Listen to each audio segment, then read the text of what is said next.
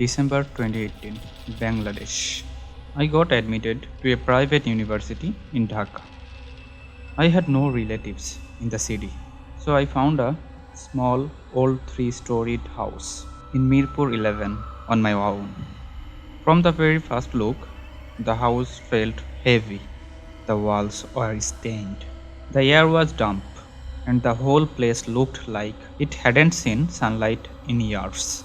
As soon as I stepped inside, a strange smell hit my nose. Dust, rotten wood, and something like burnt firewood.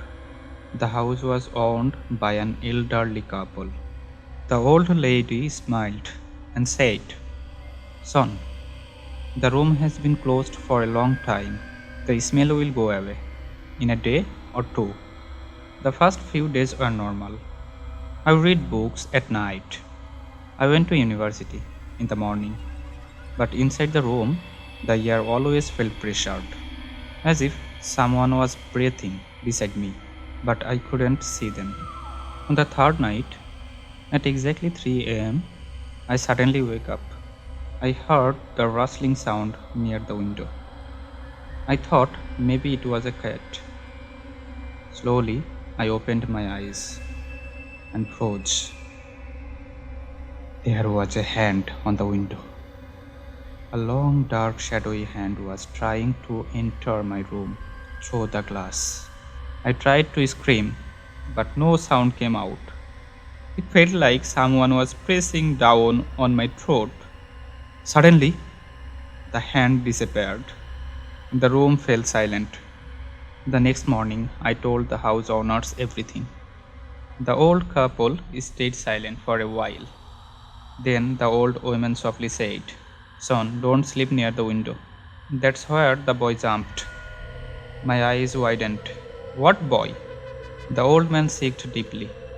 2 years ago, a boy lived in this room. He jumped from that window and took his own life. Since then, no one has been able to stay in this room for long. That very night, I decided to leave the house the next morning. But that night was the most terrifying night of my life. It was 3:10 a.m. I woke up to a heavy pressing sound inside the room. I could clearly hear footsteps. Someone was walking inside, on the wooden floor. The steps slowly moved closer, toward my bed. My eyes were closed, but I knew someone was standing right beside me. A cold breath touched my ear. Then I felt someone is sitting at my feet. My whole body turned cold instantly. Then I felt it, an ice cold hand slowly running over my leg. I tried to scream, but only a muffled gasp came out. The air turned heavier. The ticking clock stopped, and the window glass. I saw two glowing eyes staring directly at me. Everything went dark. When I opened my eyes, it was morning. I packed my bags and left the house without saying a word. Since that day, I have never walked through that street again in Dhaka.